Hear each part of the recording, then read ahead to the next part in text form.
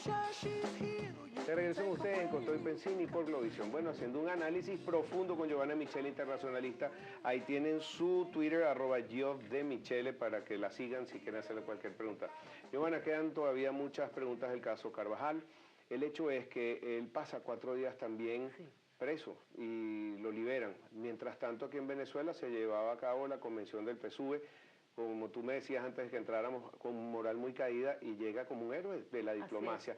¿Qué puede haber pasado ahí y cómo queda entonces también Carvajal en toda esta situación? Fíjate, ese es otro escenario probable e interesantísimo. Es probable que las negociaciones no hayan sido entre el gobierno de Venezuela y el gobierno de Estados Unidos. Es probable que las negociaciones hayan sido directamente con Carvajal. Nosotros no sabemos con quién tuvo contacto Carvajal mientras estuvo detenido en La Habana. Nosotros no sabemos qué tipo de interrogatorios tuvo que enfrentar Carvajal mientras estuvo detenido en La Habana.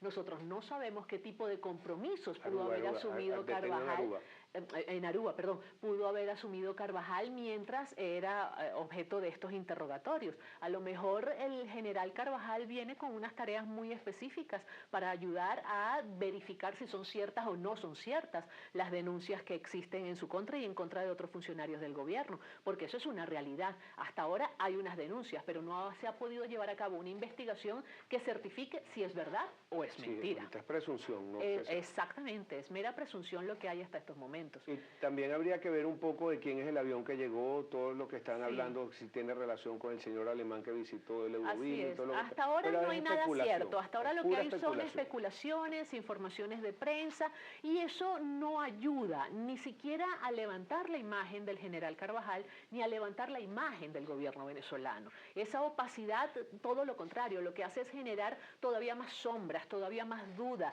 lo que hace es afectar todavía más el posicionamiento internacional del gobierno de Venezuela. ¿Qué le interesa al gobierno de Venezuela? Que se lleve a cabo una investigación y que se lleve a cabo de la manera más profunda y seria posible, porque solo así se podrán disipar las dudas de qué es realmente lo que hay de fondo. Y si hay algún funcionario responsable, bueno, es una responsabilidad individual, que asuma su responsabilidad, pero no arrastra con ello a todo el gobierno de Venezuela. ¿Y esa recepción que le dio el PSUV, cómo la analizas tú?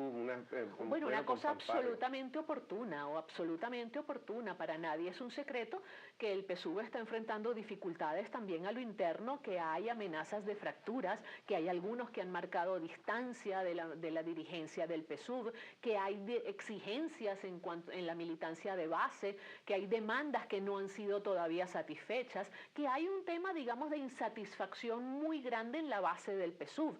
Y cuando se presenta Hugo Carvajal directamente al Congreso, prácticamente a la clausura del Congreso del PSUV, pues es un elemento extraordinario que subió la moral de una manera fabulosa. Además, por cierto, es una acusación súper interesante, ¿no? Porque él dijo que el fiscal y el juez que estaban llevando su caso allá en Aruba eran unos corruptos. Y uno se pregunta, ¿qué sabe Hugo Carvajal para decir que estos funcionarios de Aruba son unos corruptos? Cabe también una investigación ahí entonces por parte del gobierno arubeño. Así es. Y bueno, vamos a hablar de otros temas que también son interesantes. La reciente visita del presidente de China, no solamente que fue a reunirse con la CEPAL allá en Brasil, sino que visitó Venezuela. Sin embargo, Vladimir Putin, con tantos intereses que tiene en Venezuela, tantas armas que nos han vendido, tan buena relación, negocia Venezuela desde Cuba. Y vemos que esas relaciones de Cuba, esa apertura que está haciendo con la Unión Europea, con la baronesa Ashton, ya no se está tratando el tema de los derechos humanos, se han dejado aparte. Dice, si Latinoamérica, los gobiernos democráticos de América están aceptando toda esta, la situación de derechos humanos en Cuba, ¿por qué vamos a nosotros entrar en ese tema? Y vemos que van avanzando esa modernización de la economía cubana, pero a nosotros nos están negociando a toda la región como desde el eje cubano. ¿Cuál es tu interpretación también de China, Rusia y esta nueva política para Latinoamérica? A ver, son muchos temas juntos. Sí, claro. En cuanto a la visita de Xi Jinping a América Latina, él comienza con su reunión de los BRICS en Fortaleza, en Brasil. Posteriormente viaja a Venezuela, viaja a La Habana, y el viaje a La Habana a mí me parece sumamente interesante. ¿Por qué el viaje a La Habana es interesante? Porque allí se pusieron en evidencia algunos de los cambios que está dando la isla. Xi Jinping en La Habana negoció desde la modernización del aeropuerto hasta la construcción de canchas de golf. Wow. Eso es bien significativo, Un que en radical. medio de la revolución cubana pues se piense en la construcción de canchas de golf. Aunque alguien pudiera decir, bueno, es para la élite gobernante, probablemente así sea, pero las canchas de golf siempre habían sido vistas como terrenos ociosos que podían servir para otro tipo de cosas. Inclusive, para el turismo, traer turismo. Inclusive aquí en Venezuela se había en alguna oportunidad hablado de la iniciativa de eliminar las canchas de golf para construir allí viviendas de interés social. Ese es un punto. El otro punto es la presencia de China y de Rusia en Brasil en el marco de esta reunión de los BRICS y la creación de este banco y la percepción que hay en algunos sectores latinoamericanos de que esto va a ser un contrapeso del Fondo Monetario Internacional, del Banco Mundial. Pues yo creo que esto no es del todo cierto. Porque es muy pequeño en comparación al Fondo Primero Monetario. que es muy pequeño, no va a tener la misma capacidad financiera que tiene el Fondo Monetario y que tiene el Banco Mundial. Y en segundo lugar, ya quedó muy claro que los 5 países BRICS se reservan el 55% del capital y de todas las decisiones que se tomen en ese banco, que se va a tomar aproximadamente 7 años en ser creado. Es decir, antes de 7 años nosotros no vamos a ver la consolidación de ese proyecto. Y aun cuando se consolide, va a actuar prácticamente como actúa el Fondo Monetario Internacional. Con la misma receta. Con la misma receta, exactamente igual. Y cuando ellos estén, digamos, dispuestos a prestar dinero, ya dijeron que lo van a prestar únicamente para desarrollar planes de infraestructura, proyectos de infraestructura. Es decir, que no es que van a prestar dinero porque tú tienes una crisis financiera, porque tienes una deuda muy alta, entonces yo te doy liquidez para que tú puedas honrar tu deuda. No, así no va a funcionar el banco. Es decir, hay una percepción, digamos, un tanto equivocada, hay una excesiva ideologización de todo lo que está sucediendo en el contexto internacional. Y resulta que hoy en día, en este siglo XXI, a nivel internacional, las ideologías han pasado a un segundo plano. Lo que importa es el efecto práctico, lo que importa es la cotidianidad, cómo una iniciativa, una política, un Estado o cualquier decisión va a contribuir a mejorar la calidad de vida de una sociedad, de un país, de un individuo. Eso es lo que está contando en estos tiempos a nivel internacional. Claro, ahora también vemos que ese banco, antes nosotros éramos los primeros que poníamos capital Venezuela.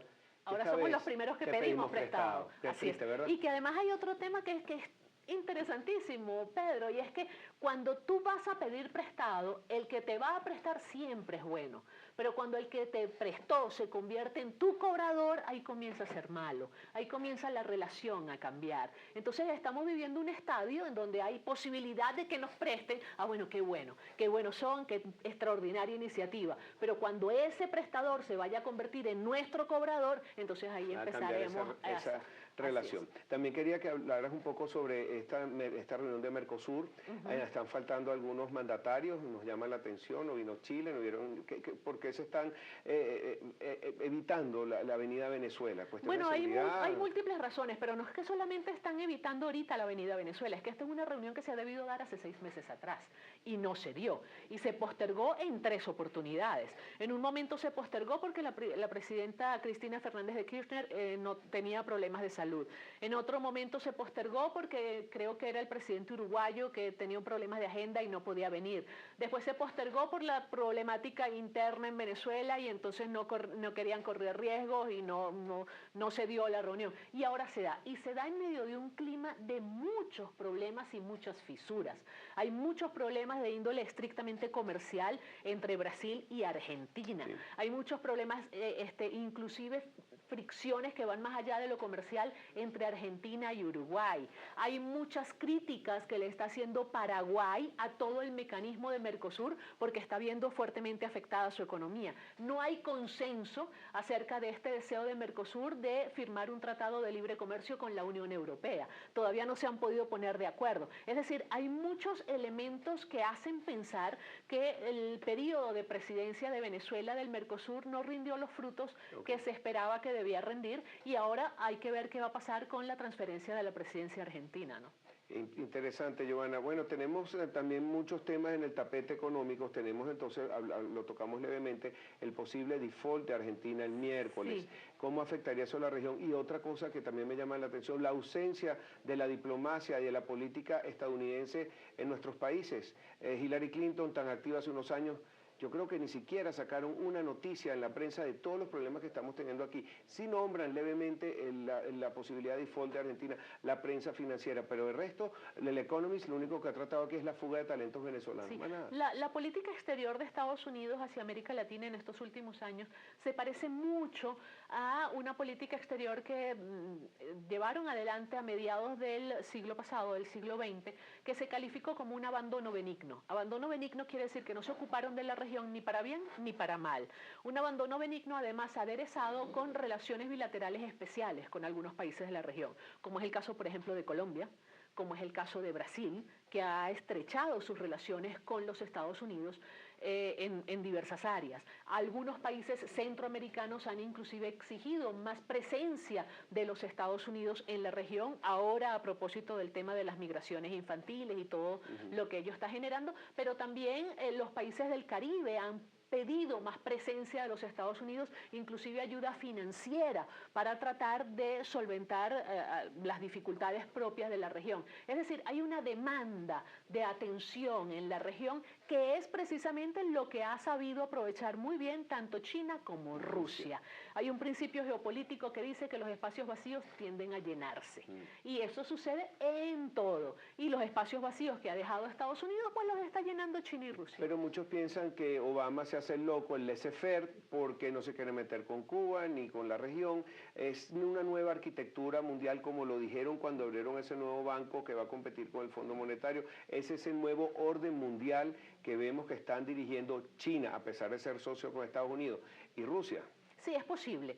Definitivamente estamos en una fase de transición del sistema internacional, estamos en un proceso de reacomodo de las relaciones de poder a nivel mundial y Rusia está reclamando el espacio que alguna vez tuvo. La única diferencia es que en tiempos de la Guerra Fría del siglo pasado, la lucha era por espacios que sirvieran de plataforma para ellos poder exportar su modelo. En el caso de la otrora Unión Soviética, el modelo comunista, y en el caso de Estados Unidos, el modelo capitalista. Hoy en día la lucha no es por eso. Hoy en día no se trata de exportar el comunismo o de exportar el capitalismo. Hoy en día se trata de conquistar mercados. Hoy en día se trata de garantizarse espacios de producción de materia prima.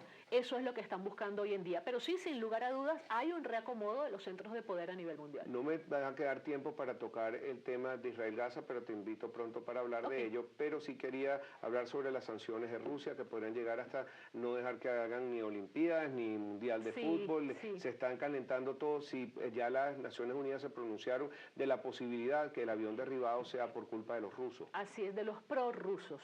Y este es un tema interesante porque la pregunta obligada es si los prorrusos actúan por iniciativa propia o actúan aupados por el gobierno de Rusia. Pero hay un hecho neto también, y es que si se comprueba que el avión fue derribado con un misil lanzado por los prorrusos, los misiles son armas que solamente se le venden a los gobiernos, no se le vende a ningún otro grupo, ¿ok? Entonces la pregunta es cómo llegaron esos misiles a manos de un grupo beligerante como este grupo separatista prorruso. Bueno, Johanna, para mí es un placer hablar contigo. Son temas igual. Que son delicados, y hay que tratarlos con la diplomacia y la objetividad que solo tú sabes tratar. Muchísimas gracias. Invitada siempre para el programa. Sigan la @yo de Michele, lo tienen escrito ahí en la pizarra. Y bueno, ya...